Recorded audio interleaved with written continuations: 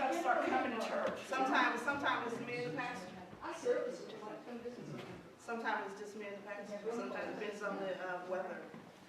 And our pastor comes from out of Asheville, as most of them have that minister to this church. They come far away. Come on in and It sit was like that down. in Jesus' life too, you know, he would go far away, you know, to get the message across. So.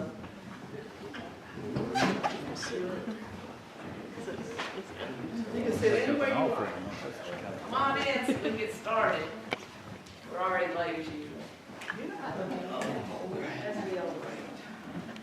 I want to introduce everybody in this class to Wanda Horn. Yes. And you've got to give her a hug before you leave for coming out here on a Saturday and talking to you and giving you a little history of the church here. And I'm with her and wanting to make this church more known. And this is the Henderson County History and Heritage class. And we go to Blue Ridge Community College, so it's all adults, and a lot of people here are involved in preservation and history. And so I think there's a lot of people here that would like to help you make sure we keep this very historic church in our community. Well, It's extremely historic. And I'm going to let her, she's the expert, she is a descendant of some of those very first members. So I'm going to let her do the talk. Thank you. Thank you very much. You don't have to clap or anything. I would like to get that door closed because we're trying to get that heated, keep it in till tomorrow. We do welcome you. I told all the people that's usually here on Sunday, I told them what was going on, and most of them are working. If you'd like me to turn the light on, I can turn the light on. The church was established in 1867, but it was established on the River Highway at Parkland in that area. Because of that, the people from Charlestonia, from Charleston, during the Civil War area, I can't pinpoint, the date, but it's in that area where they came up with the people that they worked for, we know as servants. Came up as chauffeurs, maids, or what have you. And we stayed. So, as I was reading some of the history of it, the little church that they did have, the church really started under the arbor trees.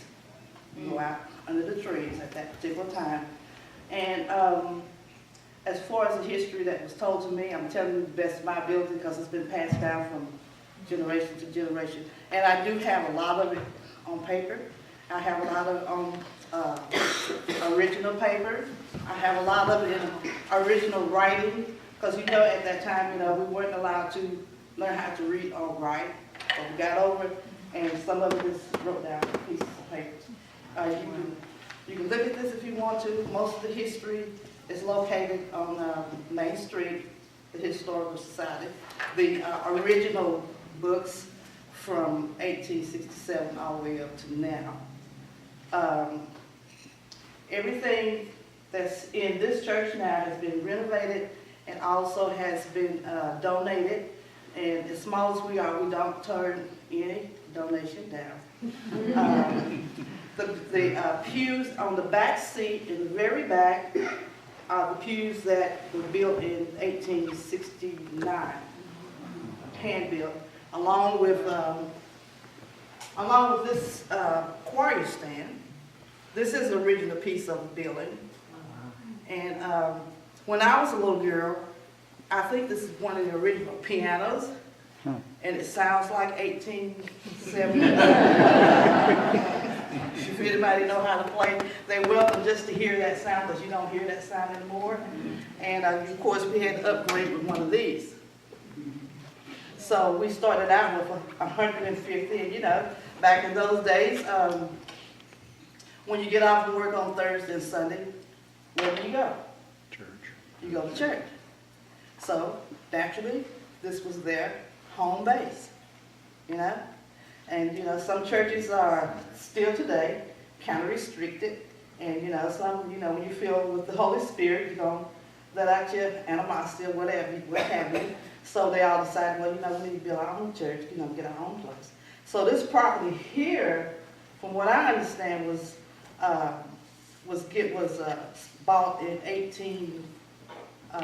1928, and all the church was built after, from what I understand, that during this day, during 1867, our president of the United States was, I might be wrong, but I believe it was Andrew Johnson.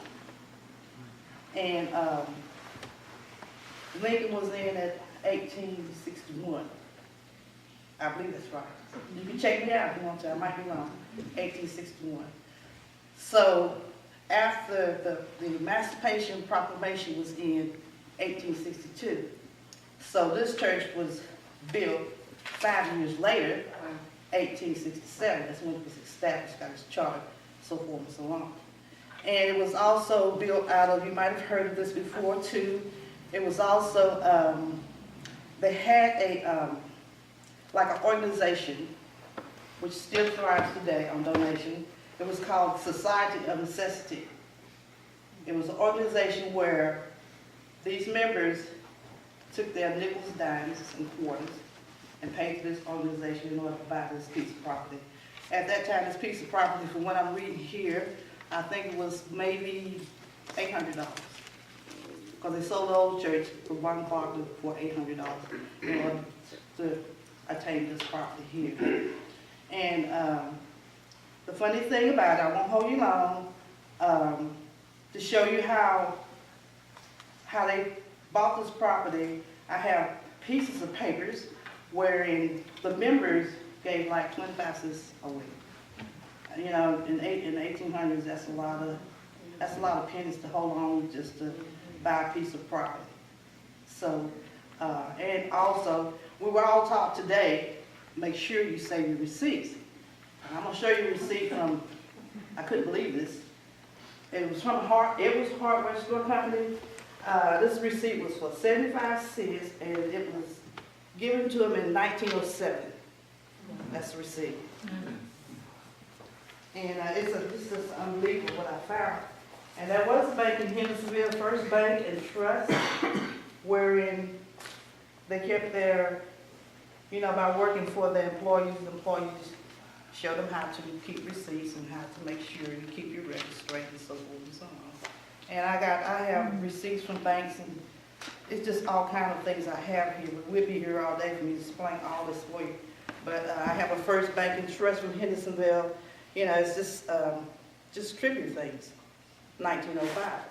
So, you know, do you have a receipt at all? Do you have a receipt from yesterday?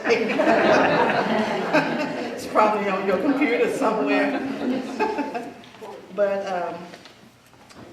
these papers here, I don't mind you taking because the originals, some of them are so frail, I had to take the rest of them and put them in you can look at the handwriting and see how far the handwriting has come. Papers are very delicate, but you can pass those along if you like. And to the teacher of this class, I print you out this piece of paper if you'd like to have it. We do have these.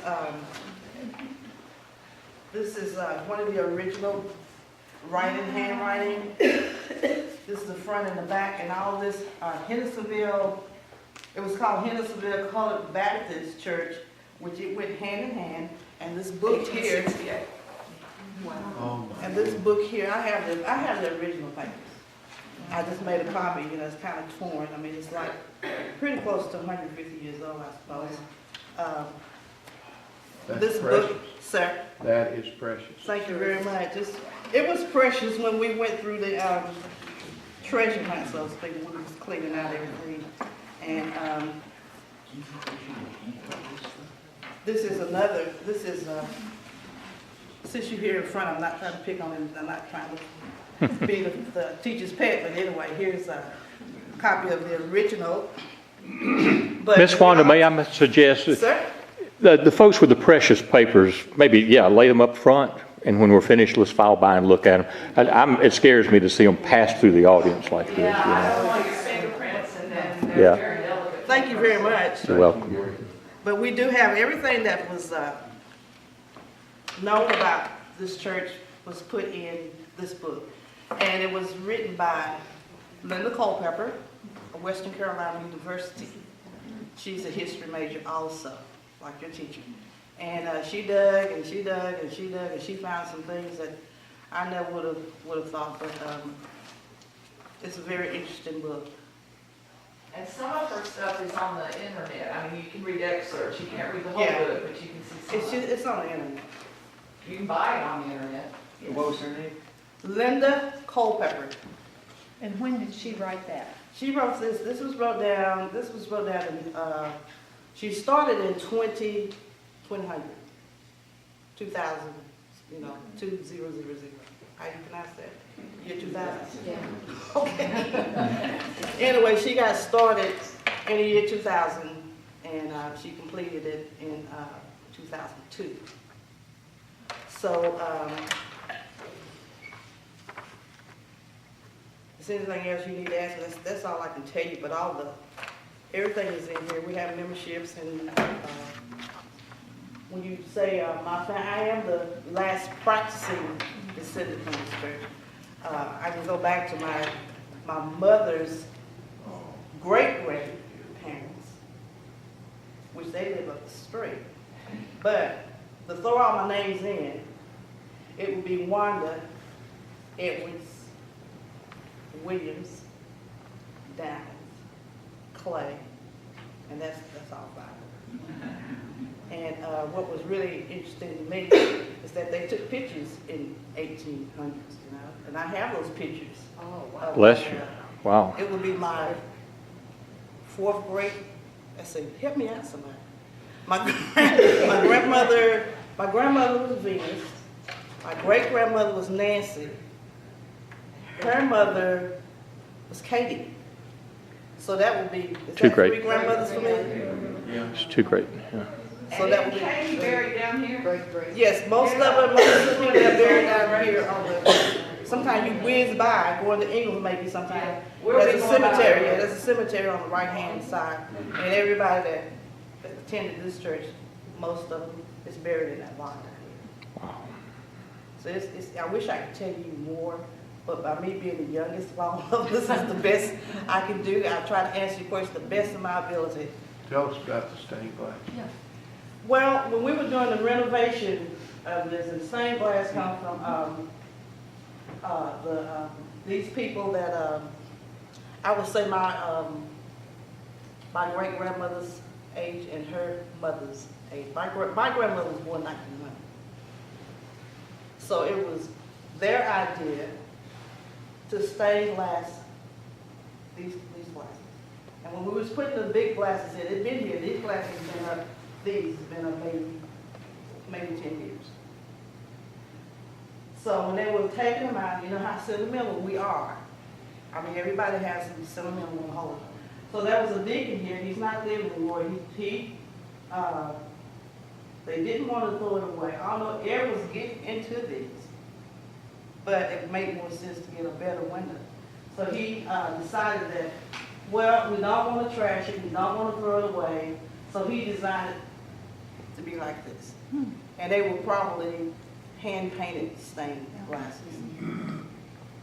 So they designed like this, and then some members from Big Mud Creek, they came over and they donated a lot of things for us, and they put the lighting around here. So every Sunday, before we start, we always light this cross. Wanda, am I correct in that this church is the only black church in Hendersonville that's part of the Southern Baptist Association? That's Or- right. Yep. So see, they're still part of the Southern Baptist That's thing here in the county. So they're a member of that main body, which Mud Creek will still assist if needed. And you know what? And they have. They really do have. We're a little Mud Creek, they're a big Mud Creek, but we're sister churches. And That's I know how- East Flat Rock Baptist offered a couple of times. Exactly.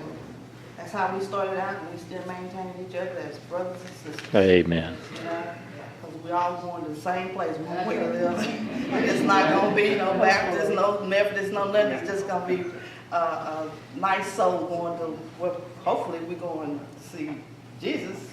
Hey. But we're all going the same way, and there's no such thing as Baptist, Methodist. I don't think you're gonna divide us up.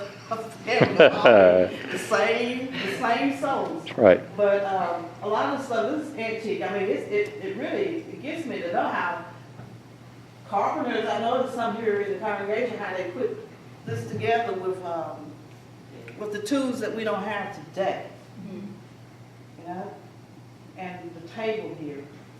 And even this here, we won't throw this way. We know we need another one, but this is part of our history too. I guess this ought to be at least 100 years old. It should be. So, and you know, this, anything else you'd like to ask me, I'll try my best to answer. I would like to encourage everybody to come visit them on Sunday. They would love to have you, and it would be really nice. And those, if you want to, we've got to go down this way to walk up to the old school and park on the side of the road. Those that don't want to do that can stay and visit with Wanda and ask more questions. And those that want to go down there, we probably do need to start heading that way. What time are your services? Surely in this wonderful group, there is someone who plays a song on the piano. I would just love to hear that sound. Is there someone who? I don't know how to play any instrument except my mouth. No one? If there's anybody, I mean, it has a, Mary had a little lamb, I mean, anything. Well, you want to play that up to it. There you go. I have no musicians in this group. Not that kind of music. I mean, it's, you know. I mean, that's all I know how to do. Thank you. I mean, anybody, it's just, we wouldn't dare, you know, say, well, we need to get rid of them, we won't dare get away. Sir? Not have it sound decent, I'm sorry. Well, we don't care if it sounds decent. It has- Better than what we've got. Of course, she's our musician. It's an oldie, you know, it don't touch too much.